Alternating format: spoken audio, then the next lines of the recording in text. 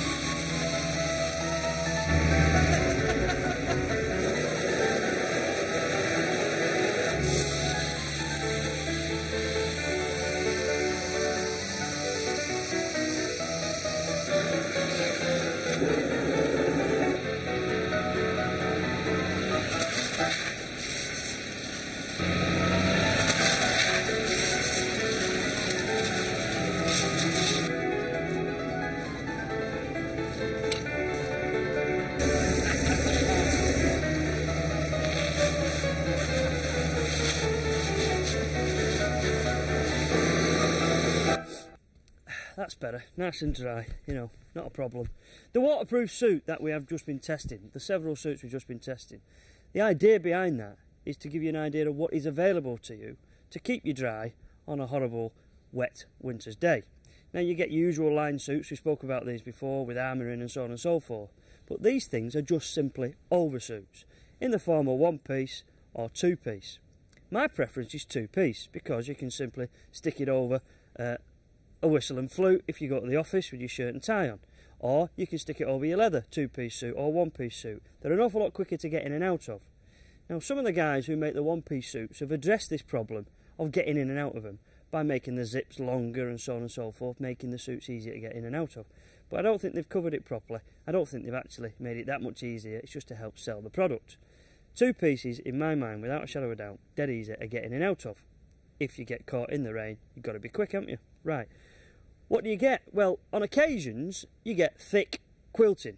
But all these that we've tested today are simpler, lightweight ones. And in the case of this particular Fjordigan suit, which will cost you around 75 quid, it's actually got a lightweight inner liner on the inside. It comes with the trousers, and hidden here, in this large pocket, is a bum bag, all fastened in. So you stuff it all in there, stick it around your waist. When the rain starts, stop under a bridge and throw the suit on.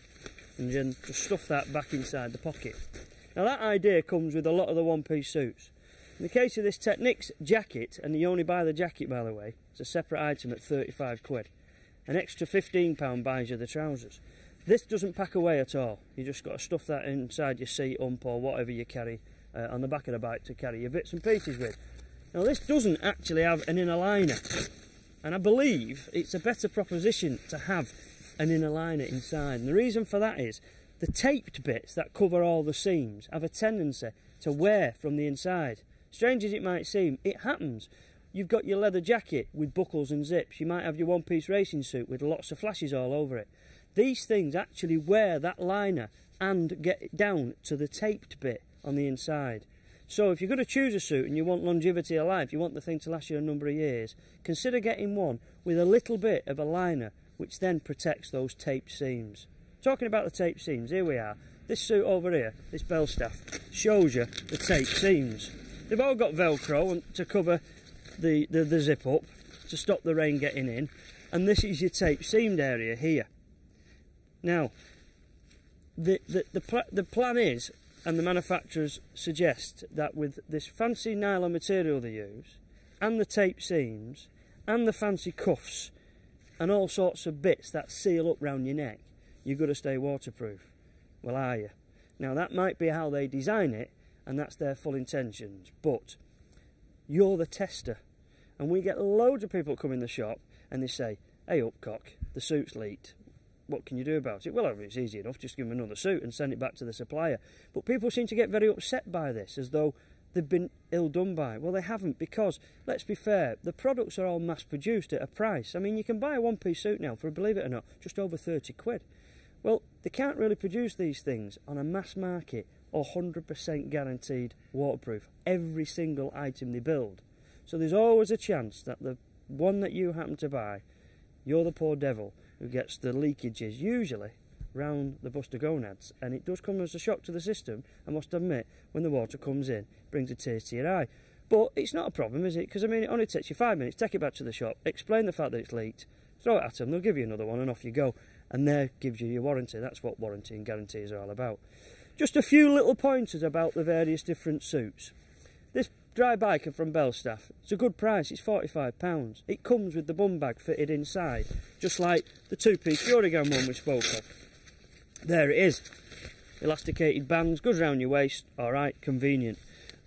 Sometimes I believe it's worth spending a little more, because some of the better suits have some better ideas. For example, elasticated cuffs are good, but that means if they're very, very tight like that, you've got to put your glove over the top. Put your glove over the top, the rain comes down inside the glove. Not such a smart idea, really. So if you can try and consider a suit maybe that has a big wide cuff, put the glove on the inside, tighten the cuff up and put that on the outside, and the water rains down over the top of your glove and disappears. Then some of them have stirrups on the bottom. Strange, you might think. Well, if you're on a superbike and you've got a one-piece leather suit on and a pair of tall boots, you haven't got a problem. You don't mind if the suit rides up your leg a little bit. And if you're a bit of a shorty like me, the suits never get ride up your leg because they're always too long anyway. But if you're on, say, a scooter and you then want to wear your regular suit, maybe going to work, or you're a lady and you want to wear something casual and you don't want all your biker gear on, you've only got a regular pair of shoes, you get an exposed bit between where the suit rides up at your ankle, wet socks. The stirrup idea keeps it pulled down, so when you put your foot down, stabilise the bike when you've stopped. Then when you put your foot back, at least it doesn't ride up and you get a wet ankle. Simple as that. So look out for these little bits and pieces, and you get that on, say, this particular suit, which is 65 quid's worth. That's it. I mean, that's the idea today. The idea is to show you a few of these different little ideas. Look out for these little pointers when you're buying a suit. But I've actually got a little bit of unfinished business to do, because you would have noticed earlier on that Paul was the man behind the hose. So revenge is sweet. So excuse me just a second. I've got a little job on here.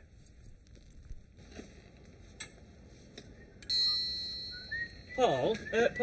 Hello. Just sorry to interrupt you, like you. Fireman Sam. About, you know, a little bit of water. I'll just sort of spray a little bit of water on you. Yeah, yeah. You were just taking the mickey, weren't you? Yeah. You enjoyed that, didn't you? It's good, very funny. Got a mate of mine here, wants to meet you. Have you? Right. Yeah,